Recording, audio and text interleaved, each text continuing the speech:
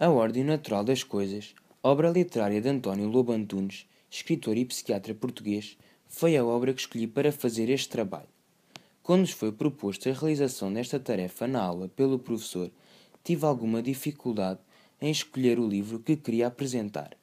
Contudo, sendo eu uma pessoa pouco vocacionada para ler, pedi ajuda ao professor para me aconselhar ou dar indicações de possíveis obras para mim.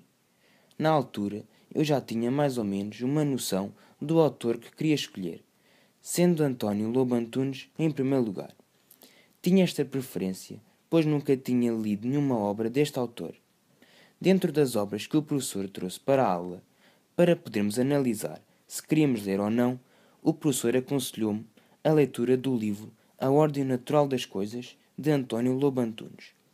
Também me avisou que a obra em si era um pouco difícil e que o autor voltava atrás no tempo muitas vezes, o que era preciso ter uma mente aberta para a compreensão do livro. No entanto, também não queria ler uma obra que fosse muito fácil e decidi então ler o livro. À primeira vista, pensava que o livro era de leitura difícil, mas logo que comecei a ler, achei-o de leitura acessível, despertando em mim curiosidade em lê-lo. O livro retrata duas famílias que ao longo dos anos são traumatizadas pelos seus passados.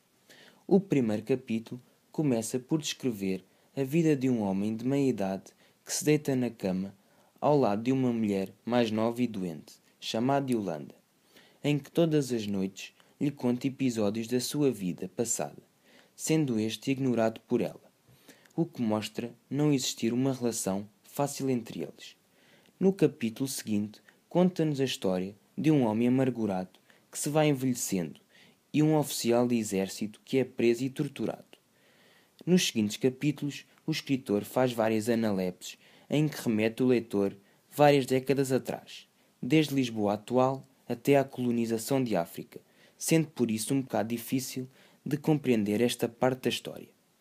Ao longo desta obra, o autor recorre sistematicamente a atrasos no tempo, o que dificulta um pouco a compreensão da mesma, e obriga o leitor a estar atento, pois só páginas mais à frente é que consegue relacionar aquilo que tinha lido anteriormente.